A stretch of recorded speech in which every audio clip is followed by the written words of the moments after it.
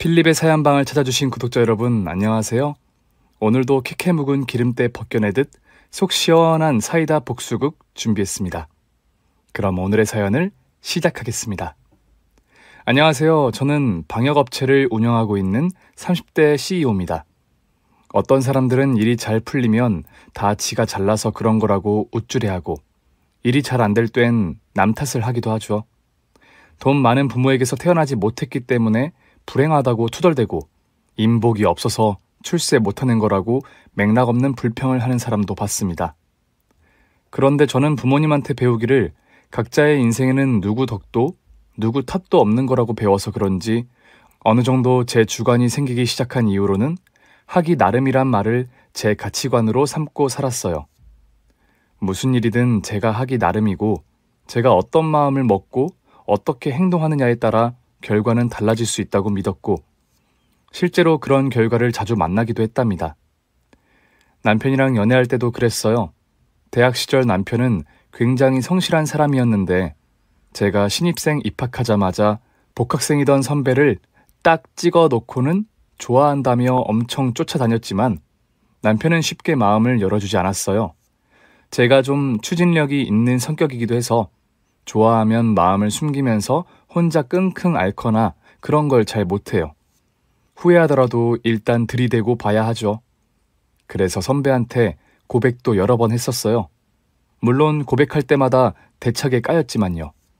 하지만 그때마다 제가 한 발 물러섰던 이유는 제가 이 남자여야 하는 이유가 명확했듯이 남편도 제 고백을 받을 수 없는 이유가 명확했기 때문이에요. 나는 목표가 분명한 사람인데 그걸 이루기 전까지는 방해가 될 것 같은 요소들은 아예 곁에 두질 않아. 그러니까 선배 얘기는 지금 제가 방해될 것 같다는 거예요? 그렇게 대놓고 말하면 좀 미안한데. 괜찮아요. 그 말은 내가 이러는 게 신경 쓰이긴 쓰인다는 거잖아요? 얘기가 그렇게 되나? 그거면 됐어요. 방해되지 않을 만큼만 알짱거릴게요. 그것도 못하게 하지 마세요. 지금 당장 내 마음 안 받아주는 건 선배 마음이지만 그래도 옆에 있겠다는 것도 내 마음이니까요. 처음엔 남편이 원하는 회사에 취직할 때까지, 그 다음엔 결혼이라는 걸 하기 위해 남편이 정해놓은 돈을 모으기까지, 남편이 목표를 하나 이루고 또 다른 목표를 세우며 자기 갈 길을 가는 동안 저는 그 옆을 한 번도 떠나지 않았어요. 그 모습이 너무 존경스럽고 사랑스러웠거든요. 거의 첫사랑이나 마찬가지인 건데 이 남자 아니라면 평생 솔로로 늙어 죽어도 괜찮다고 생각할 만큼 남편을 많이 좋아했죠. 앞에 말씀드린 것처럼 저는 모든 일이 하기 나름이라고 생각했기에 조바심 내면서 남편을 부담스럽게 하거나 이렇게까지 했는데도 내 마음 안 받아줄 거냐고 재촉한 적도 없어요. 그냥 정말 딱 부담스럽지 않을 만큼만 옆에 있으려고 노력했습니다.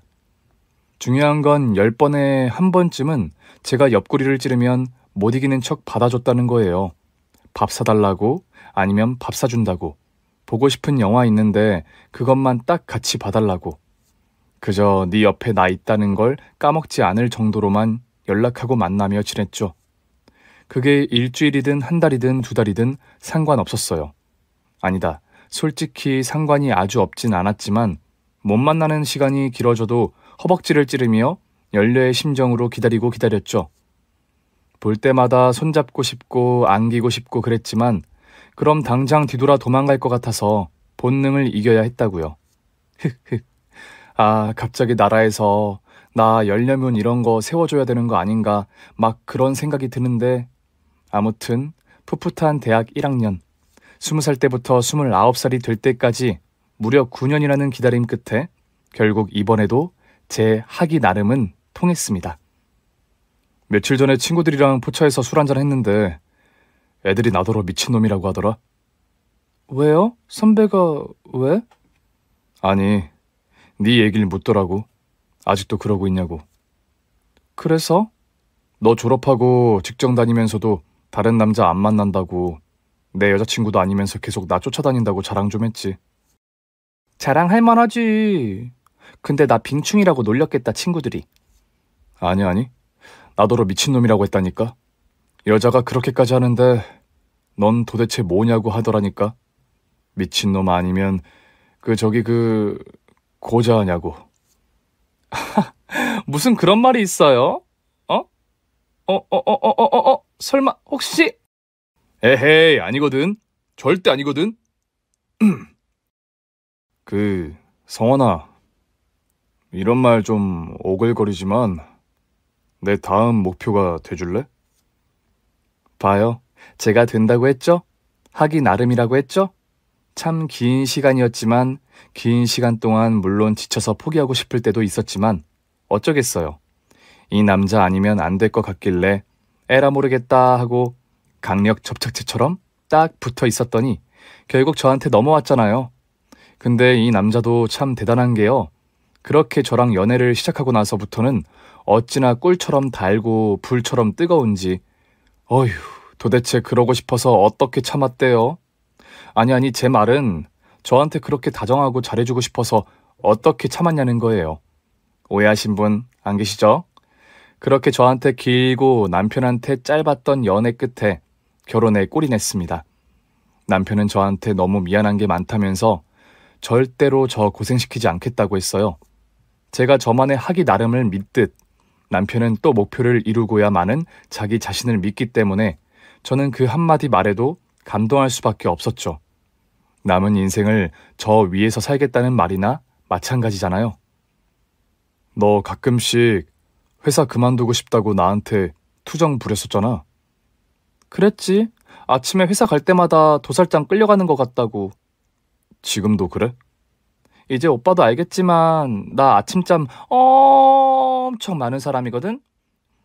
회사 가려면 최소 6시 반에 일어나야 되는데 그 시간에 10,000원 지하철에 시달리면서 회사 가잖아? 그럼 나 12시까지는 그냥 완전 좀비야.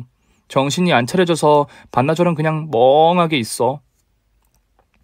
우리 결혼하면 너 회사 그만둬도 돼. 물론 네가 계속 다니고 싶다면 그렇게 하고. 오빠, 요즘엔 맞벌이 안 하면 먹고 살기 힘들어. 대한민국 출산율이 왜 자꾸 줄어들기만 하는데. 알지. 근데 네가 오래 기다리는 동안 나 모아놓은 돈도 많고 지금 내 연봉만 해도 너 안 벌어도 아등바등 안 하고 여유 있게 살 정도는 되니까. 듣기만 해도 고마운 말이네. 근데 나는 취직 그런 거 할 생각은 없는데. 나도 너 그런 여자 아니라는 거 알아. 내 마음이 그렇다는 거지. 사직서 노래를 불렀으니까 시원하게 사직서 내고 당분간만이라도 쉬어. 그러다 또 너 일하고 싶어지면 그때 다시 하면 되지. 나는 전업주부인 너도 사랑하고 커리어 우먼인 너도 사랑할 거야. 여러분, 저희가 좀 오글거리더라도 채널 돌리지 말아주세요. 제가 몇 년을 쫓아다니면서 기다린 사랑인데 오죽하겠어요? 누가 봐도 저희 눈 뜨고 못 봐줄 닭살 커플이었던 거 맞아요. 그래서 엄청 행복했고요. 남편의 그런 든든한 지원 덕분에 저는 결혼 직전 당당하게 회사에 사직서를 던졌습니다. 시어머니는 제가 사직서 냈다는 거 아시고는 은근슬쩍 싫은 티를 내셨어요. 요즘 젊은 애들은 각자 벌어 각자 쓴다던데 넌 꼭 남편 돈으로 먹고 살아야겠니? 남편 돈으로 먹고 살다뇨. 저 조금 서운한데요. 그러라고 한 얘기다. 서운하게 여기고 다시 생각해보라고. 오빠가 원하는 거니까 그럼 오빠랑 얘기해볼까요? 됐다. 뭘 그런 걸 또 쪼르르. 어휴. 걱정 마세요, 어머니. 나중에 필요하면 그때 다시 하면 돼요. 네가 원할 때 취직이 되겠니? 경단년지 뭔지 그 문제가 심각하다던데. 그건 그때 가서 생각하죠 뭐. 어머님이 그 얘기하실 때 저 진짜 어이없었어요.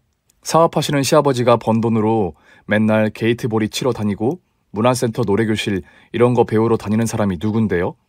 저 알고 있었거든요. 물론 여유가 있으니 그렇겠지만 본인이 그렇게 살고 있다면 저한테 이런 얘기 할 순 없는 거잖아요. 어머님이 그러시든 말든 저희는 아들 며느리로서 정말 잘하고 싶은 마음이 있었기에 신혼집도 두 분이 사시는 빌라 아래층으로 구했습니다. 시부모님이랑 자주 얼굴도 보고 맛있는 것도 같이 먹으러 다니고 그런 아름다운 생활을 꿈꿨죠. 남들은 잡은 고기에 밥 안 준다고들 하지만 저는 그런 경험은 1도 해본 적이 없어요. 결혼 후에도 남편은 저를 두 눈에 넣어도 안 아플 만큼 아껴줬죠. 여보, 오늘은 꽃 한 송이. 짜잔, 호떡. 당신이 좋아하잖아. 딸기초리 막 시작됐나봐. 좀 비싸긴 하던데. 맛있겠지? 남편은 퇴근할 때 한 번도 그냥 들어온 적이 없었어요. 항상 제가 좋아하는 거, 좋아할 만한 걸 손에 들고 들어왔죠. 꼭 뭘 받아서가 아니라 저를 생각해주는 그 마음이 저는 너무 좋았어요. 시부모님과 위아랫집에 살면서 주말마다 저희 집에서 식사를 같이 하기로 했는데 그때도 남편은 저한텐 아무것도 못하게 했어요. 일주일 내내 집에서 밥하고 빨래하느라 힘들었을 텐데 주말까지 시킬 수 없다면서 주말만큼은 모든 걸 다 자기가 했죠. 그게 또 시어머니 눈에는 좀 별로였을까요? 나는 내 아들 부엌 들여보낸 적 없다. 엄마들 마음은 다 똑같은가 봐요. 저희 엄마도 그러셨거든요. 시집 가면 어차피 다 할 거라면서 절대 집안일 못하게 하셨어요. 얘가 이해력이 좀 딸리네요. 내 말이 무슨 말인지 못 알아듣네. 알죠, 어머니. 근데 오빠가 저 일주일 내내 집안일 하느라 힘들다고 주말엔 저 손도 못 대게 하는데 어떡해요. 얘 좀 봐라. 너만 일하니? 밖에 나가 일하는 게 얼마나 힘든지 너 알아? 내 아들 골병 들면 네가 책임질 거야? 당신은 그거 알아서 그런 잔소리 하나? 새끼 부모님이 곱게 키워 남의 집 보내주셨는데 예뻐하진 못할 망정. 쓸데없는 얘기할 입 있으면 밥이나 먹지. 저희 시아버님 멋지죠? 맞아요. 남편이랑 저랑 연애할 때부터 저 엄청 예뻐하셨어요. 제가 남편 때문에 맘고생한 거 아시고는 내 아들이 밖에서 그렇게 못난 짓 하는지 모르겠다. 지 앞가림은 잘하니 내 별말 안 했다만. 미안하다 세아가. 이렇게 저를 위로해주기도 하셨죠. 시부모님과 함께하는 자리가 있을 때마다 어머님이 저한테 조금이라도 뭐라고 하시면 누구보다 먼저 나서서 제 편 들어주시고 시어머니 입을 꽉 막아주셨답니다. 저 하는 짓 하나하나 다 예쁜데 시애미 짓 하지 말라고요. 사실 어머님은 아버님한테 찍소리도 못하고 사시거든요. 그게 아버님 성격이 나빠서가 아니라 그동안 크고 작은 사고를 많이 치셨더라고요. 친구들이랑 개모임 한다고 했다가 큰돈 날린 적도 있고 동네 아줌마들이랑 고스톱판 크게 벌였다가 빚까지 진 적도 있는데 그럴 때마다 아버님이 다 해결해 주셨던 거예요. 아버님은 작지만 알찬 방역업체를 운영하고 계셨는데 어머님이 그런 사고를 여러 번 치고부터는 집안의 모든 경제권을 다 아버님이 가져가셨기 때문에 어머님은 더 꼼짝 못하게 되셨답니다. 그럴수록 어머님은 자존심이 있어서 저한테 더 시어머니 대접 받고 싶으셨을 거예요. 그 마음 알 것 같아서 저도 어머님한테 진짜 잘하려고 노력했어요. 그런데도 어머님은 저를 눈에 가시 보듯 보셨어요. 아버님도 안 계시고 남편도 없는 평일 낮 시간에 가끔, 아니 자주 저를 위층으로 부르셔서 쪼르르 올라가 보면 집안일도 이것저것 시키시곤 했는데요. 사실 뭐 왜 저러실까 생각은 했지만 남편과 아버님한테 두루두루 사랑받는 저로선 그 정도쯤은 아무것도 아니었어요. 게다가 한 번은 아버님이 낮에 볼일 때문에 근처에 오셨다가 집에 잠깐 들르신 적이 있는데 그때 어머님이 저 일 시키는 거 보시고는 완전 노발대발 어머님을 아주 쥐잡듯이 잡으셨거든요. 그러다 무슨 생각이셨는지 세아가 너 우리 회사 와서 일해보지 않을래? 네? 왜요 아버님? 저 집에 있는 거 아무래도 보기 좀 그러세요? 네가 아니라 네 시애미 때문에 하는 얘기다. 내가 못 볼 꼴을 몇 번 보고 나니 밖에 있어도 혹시 너 괴롭힐까 좀 불안해야지. 회사 일 어려울 것도 없이 그냥 자리에 앉아서 인원 관리나 좀 하고 그러면 된다. 아버님 괜히 저 때문에 없는 자리 마련해 주시는 거 아니에요? 나 그런 사람은 아니야. 네가 능력이 없는 애도 아니고 오래 일하던 사람이 더 좋은데 가겠다고 해서 그러라고 했다. 일하는 거 봐서 내 승진도 시켜주고 연봉도 올려주고 그러마. 결혼하고 몇 년 동안 집에만 있다 보니 이제 슬슬 저도 몸이 근질거리던 찰나 시어머니와 하루 종일 붙어있을 일도 없을 테니 남편과 의논 후에 아버님 제안을 받아들이기로 결정했어요. 어려운 일은 아니었지만 재미있었어요. 이 최첨단 시대에 전단지로 홍보하는 등 올드한 업무 스타일을 고수하고 있던 회사였지만 제 제안으로 회사 홈페이지도 만들고 SNS까지 운영하면서 저도 점점 또 다른 제 능력을 인정받게 됐습니다. 물론 틈틈이 시어머니의 계략이 있었지만 그까이 거 뭐 대충 제 편이 많으면 그런 건 진짜 아무것도 아니더라고요. 그리고 남편과 결혼한 지 5주년이 되던 날 둘이 오붓하게 시간을 보낼까 하다가 그즈음 아버님이 건강이 조금 안 좋으셔서 그냥 부모님을 모시고 집에서 저녁을 먹기로 했습니다. 어머님은 이때다 싶었는지 저한테 각종 주문을 하시더군요. 초밥에 갈비찜에 디저트까지. 제가 무슨 음식 배달 앱인 줄 알았네요. 하지만 어머님은 당신 장꾀에 넘어가셨어요. 오늘은 애들이 주인공이니까 당신이 음식을 좀 하지 그래. 왜요? 내가 왜 해야 되는데요? 맨날 얻어먹었으면 한번 되갚을 줄도 알아야지. 세아가, 너는 손가락 하나도 까딱하지 말아라. 이렇게 아버님의 한마디면 저는 가만히 있어도 손에 안 본다니까요. 그렇게 하루 종일 어머님은 저희를 위해 음식 배달앱이 되셨고 맛있는 음식 냄새와 함께 남편이 퇴근하기만을 기다리고 있던 그때 전화가 걸려왔습니다. 여기 경찰서인데요. 지금 병원으로 좀 오셔야겠습니다. 네? 경찰서요? 병원이요? 무슨 일인데요? 남편분이 교통사고를 당하셨어요. 현장에서 돌아가셨습니다. 아무 소리도 안 들리고 아무것도 보이지 않았어요. 경찰이 거짓말을 하고 있다고 생각했어요. 정신없이 병원에 달려가는 동안에도 이건 혹시 신종 보이스피싱은 아닐까, 이게 꿈은 아닐까 혼란스러웠죠.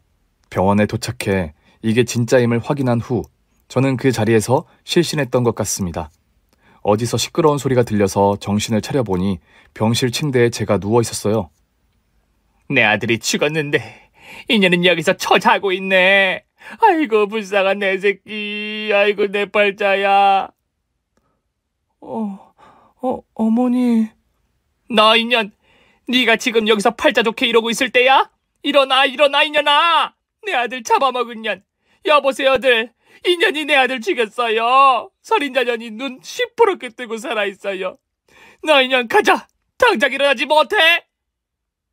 제 몸도 제대로 못 가눌 만큼 시리에 빠진 저를 두고 시어머니는 살인자라며 악을 바락바락 쓰고 있었어요. 대꾸할 힘도 없었습니다. 계속 눈물만 났어요. 이 모든 일을 도저히 믿을 수가 없었습니다. 도대체 무슨 일이 일어나고 있는지도 모를 정도로 정신없이 남편의 장례를 치르고 난 후 저는 시부모님께 잘 생각했네. 진작 그랬어야지. 너 언제 이사할래? 아니지, 언제고 뭐고 당장 해라. 내 너 꼴 보고는 못 산다. 세아가, 너 힘든 거 안다. 여기 살면 네 남편 생각 더 나서 힘들 수도 있겠지만 이렇게 보내는 건 내 마음이 안 편하다. 한번 내 집에 들어온 사람은 내 식구니 하던 일 하고 살던 대로 살면서 그냥 있어라. 아버님, 그러지 마시고 저 그냥 보내주세요. 그래, 보내주마. 너 마음 충분히 추스르고 살다가 좋은 남자 만나 나가겠다고 하면 내 두 말 안고 보내줄 테니 지금은 내 말 듣는 거로 하자. 여보, 당신 지금 그걸 말이라고 해요? 나 얘랑은 얼굴 보고 못 살아. 내 아들 잡아먹은 년이랑 어떻게 살아? 차라리 내 손에 창을 찢어요. 찢어 그럼. 네? 당신 지금 뭐라고 했어요? 이 시간 이후로 두 번 다시 그 얘기 꺼냈다간 진짜 못 볼 걸 볼 줄 알아. 아버님은 언제든 제가 준비가 되면 보내주겠노라고 하셨어요. 어쩌면 저도 아무런 대책 없이 나가겠다고 했었기 때문에 아버님의 말이 위안이 됐던 것 같습니다. 어머님의 말이나 행동이 마음에 걸렸지만 그래도 아버님이 끝까지 제 편이 되어주시니 든든하기도 했죠. 감당할 수 없는 이 슬픔을 혼자 견디는 것보단 내 편인 누군가가 옆에 있는 것만으로도 조금은 더 잘 견딜 수 있겠다는 생각도 했어요. 제가 계속 그 집에 머물기로 하면서 저에 관한 한 무엇도 마음대로 할 수 없었던 어머님의 폐악은 최고조로 치달았습니다. 하루는 빨래를 세탁기에 넣어두고 예약 시간 맞춰둔 채 출근을 했는데 퇴근하고 집에 와 세탁기를 열어보니 빨래가 온통 김치국물 범벅이 돼 있더군요. 누구 짓인지 뻔했지만 괜히 아버님을 신경 쓰게 하고 싶지 않아서 빨래거리들을 가지고 올라가는 대신 김치국물 범벅인 빨랫감 사진을 찍어서 어머님께만 따로 톡을 했습니다. 어머님, 낮에 집에 다녀가셨어요? 글쎄다. 제 빨래가 왜 이렇게 돼 있죠? 어머, 이게 왜 이런데니?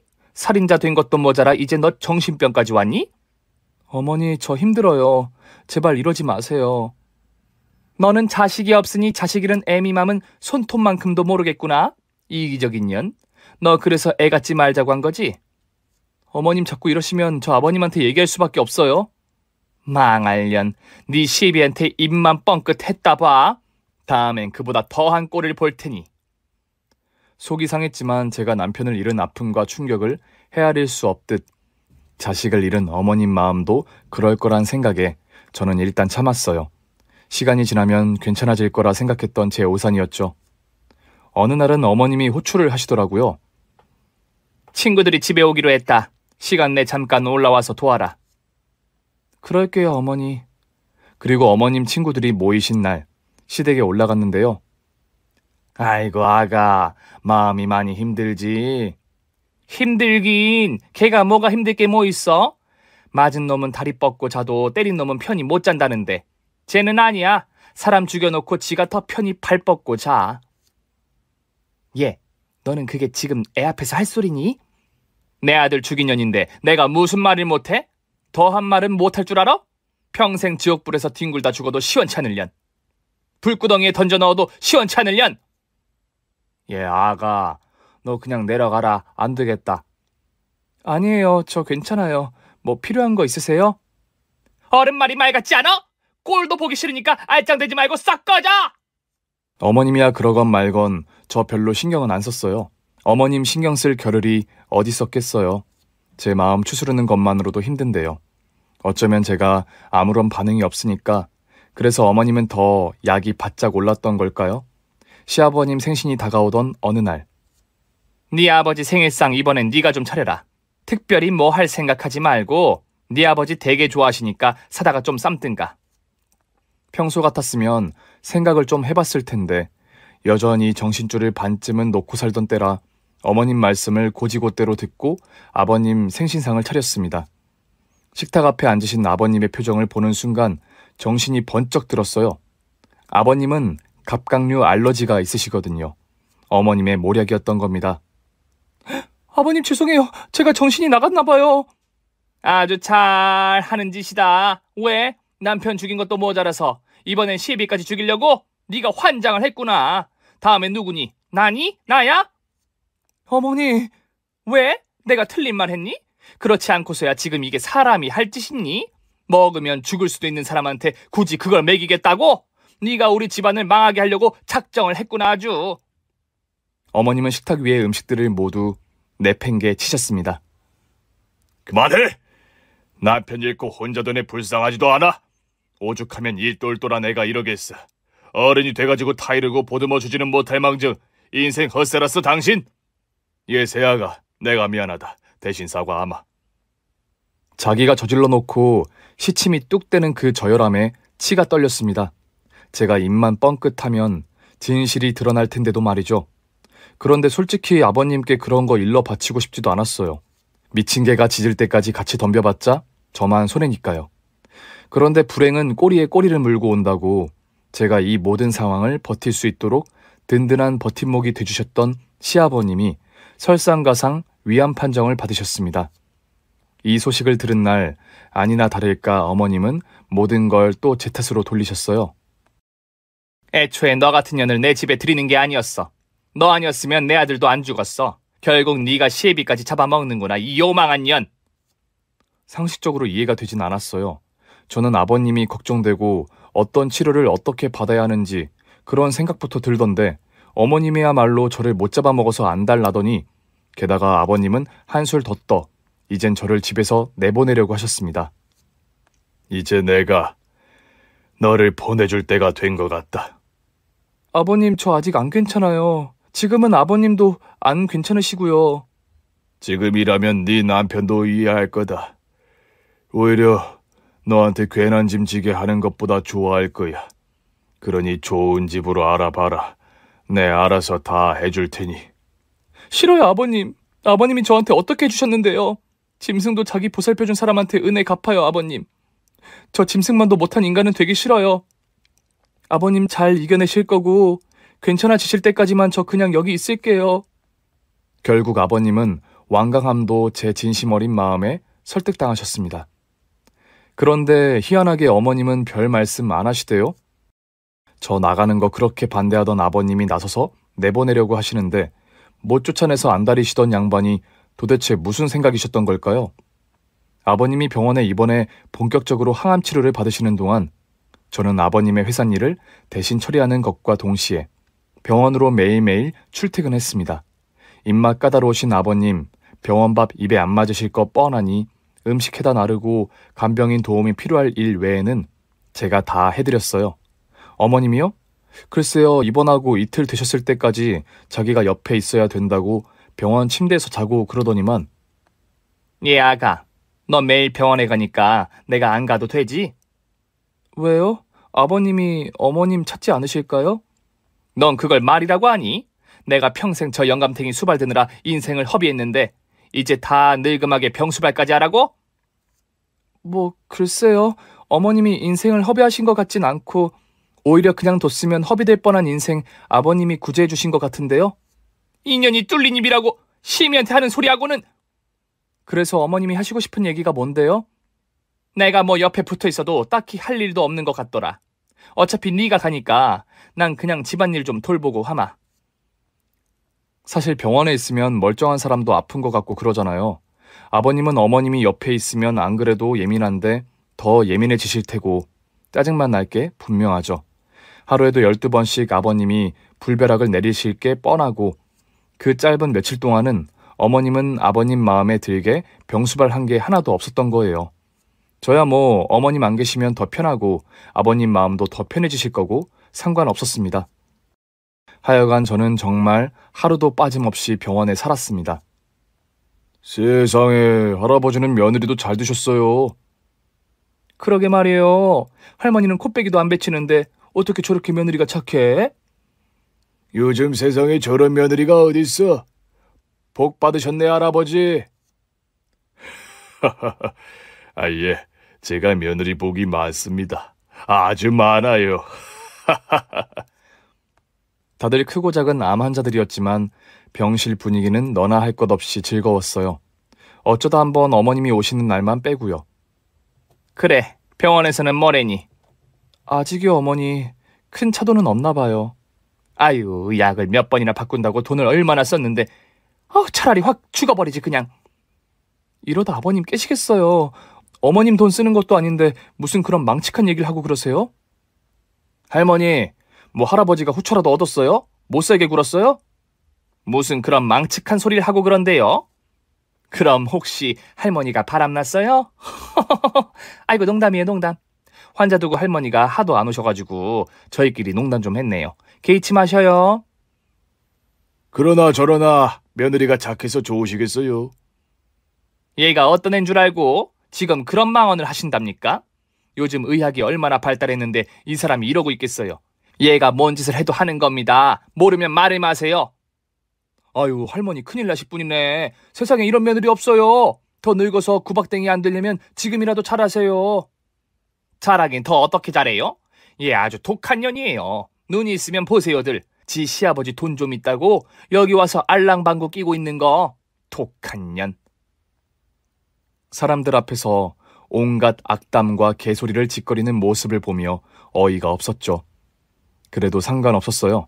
사람들 모두 어느 집 미친 개가 짖나보다 할 뿐 시어머니 얘기에 동의하는 사람은 단 한 사람도 없었거든요. 사람들 눈엔 다 보이는데 왜 정작 본인만 아무것도 모르는 걸까요? 참 신기하죠? 다행히 아버님은 마지막 신약 테스트에서 좋은 결과를 얻으셨습니다. 신약이 아주 잘 들어 하루가 빠르게 회복되셨고 결국 완치 상태로 퇴원하게 됐어요. 퇴원하시던 날 시어머니도 병원에 오셔서는 온갖 생색은 다 내시더군요. 당신 나 아니었으면 송장으로 나갔을 거라는 둥, 내가 당신 병수발 드느라 뼈가 다 사갔다며 어떻게 보상할 거냐는 둥, 물론 아버님은 한마디도 대꾸하지 않으셨어요. 대신 집에 오셔서 저한테 봉투 하나를 쓱 내미셨죠. 네가 고생이 많았다. 네 덕에 내가 살았다. 아버님이 저한테 해주신 거에 비하면 제가 뭐 한 게 있어야죠. 이런 거 안 주셔도 되지만 제가 받아야 아버님 마음 편하시니까 받을게요. 그리고 아주 잘 쓸게요.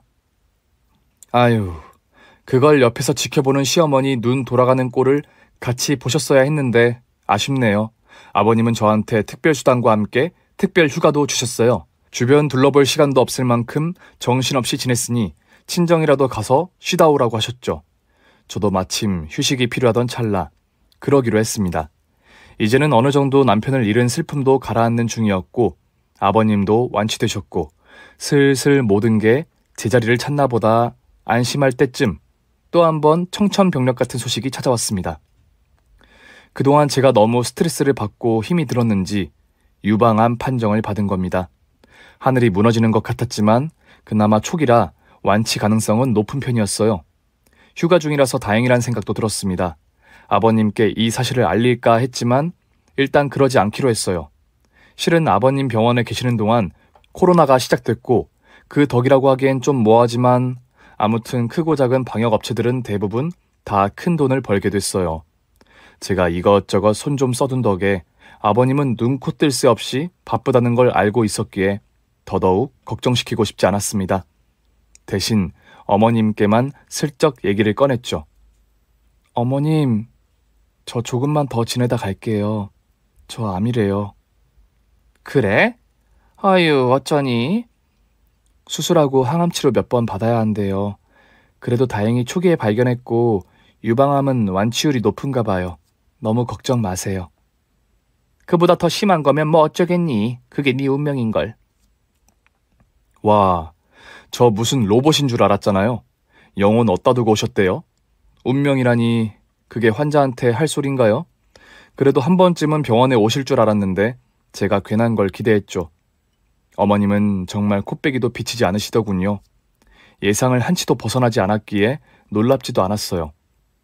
무사히 수술을 받고 두어 번의 항암치료만 남았을 때 아버님한테 좀 죄송한 마음이 들었어요. 누구보다 저를 걱정하셨을 테고 아버님과 약속한 휴가보다 더 오래 돌아가지 않고 있는데도 저 방해하지 않으시려고 연락도 못하고 계실 게 뻔했죠. 그래서 뒤늦게라도 연락을 드렸습니다. 그래, 세아가 잘 지내냐? 너 없으니까 회사 일이 잘 안 돌아간다. 아직 좀 더 쉬다 올 거니? 아버님, 잘 지내셨죠? 실은 저 그동안 병원에 있었어요. 뭐? 아니, 너 그게 무슨 얘기냐? 여차저차 사정을 말씀드렸더니 너무 놀라시더군요. 그리곤 단숨에 병원으로 달려오셨어요. 난 네가 아주 간 줄 알았다. 그게 무슨 말씀이세요, 아버님? 너 좋은 남자 만나 뉴질랜드에서 살겠다고 했다면서. 네? 누가 그래요? 설마 어머님이요? 한편으론 아쉬운 마음도 있었다만 네가 네 인생 잘 찾아갔다니 그저 축복이나 해야겠다 생각했지. 아버님, 만약 그런 일 있었다면 제가 아버님께 제일 먼저 말씀드렸겠죠. 그래, 내가 그건 좀 서운하더구나. 나한테 말했으면 뭐라도 해서 든든히 보냈을 텐데 너 빈손으로 떠나게 한 것 같아 많이 미안했어. 아니에요, 아버님. 약속 드릴게요. 진짜 그런 일이 생기면 저 절대 그냥 안 가요. 그래, 너 건강한 걸로 됐다. 그런데 말이다, 너 봐서라도 내가 참아야겠지만 내 이대로는 못 있겠다. 왜요? 무슨 일 있으세요? 제가 병원에서 치료를 받는 동안 글쎄 그년이 착한 척 혼자 다 하면서 뒷근형으로 호박씨 까고 있었다니까. 당신 속은 거야. 아유, 물러 터진 인간아. 그런 줄도 모르고 간 쓸게 다 빼줬지. 진작 내 말 듣지. 으이그. 이렇게 저를 모함했던 시어머니. 그런데 사실 뒷구멍으로 호박씨 까고 있었던 건 제가 아니라 시어머니였던 겁니다. 다 늦게 이럴 줄은 몰랐다만 네 애미랑 이혼할까 해. 이혼이라뇨, 아버님? 저 때문에 그러시는 거면 저는 괜찮아요. 어머님 아무리 뭐라고 하셔도 저 꿈쩍도 안 하는 거 아시잖아요. 그게 아니라 너도 알 거다. 우리 업체랑 거래하는 김 사장. 아, 타고난 금수저 김 사장님이요? 일 그까이껏 대충 취미로 하는 김 사장님이 왜요? 거래 끊으시겠대요? 어차피 거기랑 일해봤자 큰 이득도 없고 아버님 그냥 정 때문에 하시는 거잖아요. 그건 둘째치고 네 시엠이랑 김 사장이 나 없는 사이 바람이 났더구나. 내가 다 알고는 있었는데 다 늦게 이혼이 주책인가 싶어 그냥 있었는데 이 얘기까지 듣고 보니 없던 정도 떨어지는구나. 이게 무슨 놀랠 노자가 뒤집어릴 소리입니까? 남편이 암으로 사경을 헤매는 동안 남편의 절친과 바람이라뇨. 처음부터 끝까지 상식을 비껴가니 웃음밖에 안 나오더군요. 비웃음, 헛웃음 이런 거요. 결국 아버님은 어머님께 서프라이즈 이혼 서류를 내미셨습니다. 뭐예요 이게 지금? 이혼하자고? 당신이 나랑? 무슨 권리로? 글쎄 하자면 하지 무슨 말이 많아. 다 죽어가는 거 살려놨더니 어디서 개소리야? 그래 어디 해 하자고. 대신 위자료 내놔. 평생 내가 수발한 거 다 내놔. 재산 분할인가 뭔가 그것도 해. 이 집도 내놔. 다 내놔. 그럼 내가 이혼해 줄 테니까. 마음 약하신 아버님, 평소엔 어머님께 큰소리 떵떵 치시더니 그래도 산 정이 있어서인지 차마 어머님께 대놓고 말씀을 못 하시더라고요. 어머님은 그걸 또 이용해서 오히려 아버님을 몰아붙이고 있고요. 그걸 보고 있자니 제가 다 우라가 치밀어서 직접 나섰습니다. 아니, 아버님 대신 나선 거군요. 어머니, 전에 집수리한다고 아버님한테 받아가신 2천만 원 어디에 쓰셨어요? 업체 확인해 보니까 500만 원 현찰로 지불하셨다던데 나머진요? 아버님 병원에 계실 때 친구들이랑 베트남 놀러 간다고 하셨죠? 친구분들 얘기론 그런 적 없다던데 어머님 여권엔 베트남 입국 도장 찍혀 있네요? 또 어떤 분 여권에 같은 날 같은 도장 찍혀 있을까요? 너 지금 뭐 하자는 거니? 너 나한테 사람 붙였니? 그럴 리가요. 돈 써서 사람 붙일 가치라도 있어야 그렇게 하죠. 어머님이 좀 철저하게 하시지 그러셨어요. 배운 게 없어서 그런가? 하는 것마다 구멍 숭숭 나 바람 펴요 대놓고 하셨던데 뭐 그런 수고까지 하겠어요? 얘 좀 봐라. 여보, 얘 지금 말하는 뻔세 좀 봐요. 귓구녕이 뚫렸으면 당신도 말을 좀 해요, 말을. 위자료 달라고 하셨죠? 어디 한번 해보실래요? 어머님 도박빚, 사기당한 돈, 김 사장한테 빌려준 돈 그거 다 법적으로 한번 해볼까요? 어머님이 그거 몇 배로 돌려주셔야 되는지 알고나 그러세요? 거기다 지금 유책사유는 어머님한테 있는 거 아시죠? 아버님한테 드려야 되는 위자료가 얼마인지나 알고 이러시는 거냐고요. 사실 저도 법이고 뭐고 하나도 몰라요. 일단 그냥 지른 거예요. 요란한 빈술에 알아서 짜지라고 그냥 겁 좀 준 거죠. 격떨어지는 쌍소리나 입에 올릴 줄 알았지 아는 거 하나도 없으시거든요. 그래, 해라 해. 이혼해. 도장 찍어. 당장 찍는다 내가. 잘 생각하셨어요. 이제라도 아버님 좀 맘 편히 행복하게 사셔야죠. 빌어먹을. 이게 다 너 때문이야 이년아. 너 같은 년이 우리 집 들어오는 바람에 아들 죽고 시엠이 쫓겨나고 아주 콩가루 집안을 만들었어. 밖에 나가서 사람들한테 한번 물어볼까요? 이 집 콩가루로 만든 게 남편 두고 바람핀 년 때문인지 저 때문인지? 내가 여기 아니면 못 살 줄 알아? 안 그래도 김 사장이 나랑 같이 살 날만 손꼽아서 기다리고 있다고. 김 사장 백만장자야, 백만장자. 아이고 우리 어머니 아직도 정신 못 차리셨네. 사람이 10원짜린데 백만장자랑 살면 뭐한대요? 큰 소리로 떵떵 치던 시어머니도 나중엔 부들부들 떨다 실신 직전까지 가더라고요. 기절한 척하길래 정신 차리시라고 뺨 몇 대 좀 갈기고 찬물 좀 끼얹었죠. 뭐 그때까지 잘못했단 말 한마디 없이 가방까지 싸서 나가더니만 글쎄요. 김 사장이란 인간이랑은 잘 됐을까요? 글쎄 왜 갑자기 거래를 안 하겠다는 거야? 지금 몰라서 물으세요? 법정에 서봐야 정신 차리시겠냐고요? 아니 나는 이봐. 나는 잘못한 게 없어. 자네 어머니가 나를 꼬신 거라고. 누가 누굴 꼬셨든 저희 아버님 마음에 이미 상처는 입으셨고요. 돌아갈 수 없는 강을 건너셨어요, 김 사장님은. 그럼 다른데 말이라도 잘 해줘. 하루아침에 알거지가 되게 생겼어. 그럼요. 알거지 돼야죠. 저희 아버님에게 무한 신뢰를 가진 관련 업체들 모두 이 사실을 알게 됐고 꼴도 보기 싫다며 모두 거래를 끊었거든요. 듣자 하니 어머님은 김 사장한테도 팽 당하셨대요. 원래 김 사장 목적은 어머님이 아니라 아버님의 재산이었던 거죠. 예상과 달리 어머님이 단 한 푼도 못 받고 알몸으로 쫓겨난 걸 알고는 자기 몸에 똥 묻을까 두려워 재빨리 어머님을 버렸지만 이미 때는 늦었습니다. 모든 조치가 다 끝난 후였으니까요. 아이러니하지만 코로나가 오히려 대박이 난 아버님의 회사. 아버님은 이게 다 제 덕이라며 저를 회사의 공동대표로 앉혀주셨어요. 그리고 받은 만큼 사회에 돌려주시겠다며 회사 차원의 방역 자원봉사도 다니기 시작하셨죠. 유방암 완치 판정을 받은 저 역시 아버님의 마음에 동참했습니다. 하루는 노인들을 위한 무료 급식소에 자원봉사를 나갔는데 어머, 글쎄 거기 누가 있었게요? 네, 바로 어머님이었습니다. 급식소 사람들 모두 아버님과 저를 애워싸고 감사하다, 고맙다 인사를 하는데 누가 와서 알짱거리길래 봤더니만 여보, 나예요. 어머, 이 아주머니 치매세요? 아니요, 건강한 분이세요. 그런데 왜 아무한테나 이렇게 여보라고 하시는 거죠? 아가, 너도 사람이라면 그러는 거 아니다. 내가 잘못했다. 내가 이렇게 빌게요, 여보. 나 좀 한 번만, 한 번만 봐줘요. 나 여기 싫어. 추워 죽겠어, 여보. 순간 아버님의 눈빛이 살짝 흔들리는 걸 포착한 저. 어쩌겠어요. 마음 여리신 아버님한테 악역을 시킬 수는 없죠. 방역을 위해 들고 온 소독약 통의 밸브를 쓱 열었습니다. 어머, 이게 왜 열리지? 여기 어디 벌레가 꼬이나 봐요. 자동 센서로 작동하네. 벌레만도 못한 인간, 세상에서 가장 초라하게 돌아서더군요. 근데 그거 진짜 아니에요. 아버님한테 불쌍하게 보이려고 쇼한 거지. 속으론 아마 욕을 하면서 갔을걸요.